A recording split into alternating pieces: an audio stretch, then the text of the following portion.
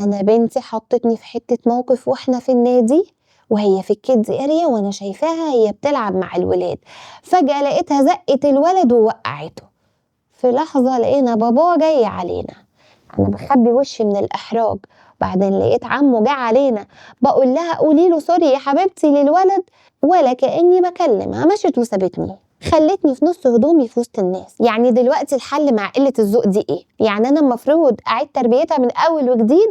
هو انا بربي وحش ما عندوش تعاطف؟ مش المفروض اما اقول لها قولي لعمه سوري تقول له بدل شكلي اللي كان وحش قدام الناس كلها ده؟ استني بس، انا عايزه اقولك على حاجه.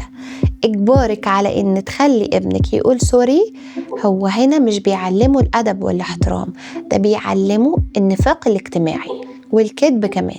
الطفل لحد 7 سنين لسه بيبدأ يبني مفهوم التعاطف. لما بتغصبي الطفل ان هو يعتذر بيبقى زي البغبغان، كلمة بيقولها وهو مش فاهمها وما بيبقاش حاسس بيها، مش بعيد يكون بيكره الشخص اللي اعتذر له.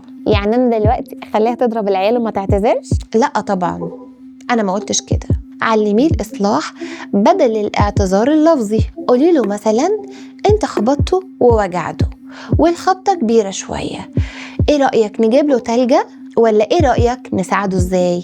الطفل لما يتعود لما يعمل رد فعل للفعل اللي عمله ده، هنا بنعلمه التعود على المسؤوليه. وخلي بالك ده أرقى بكتير من كلمة سوري اللي فاضية، مجرد كلمة بنخلي الأولاد يرددوها كبغبغان.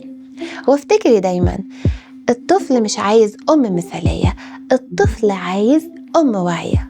وقبل ما انهي كلامي، عملتي تمرين النفس النهاردة؟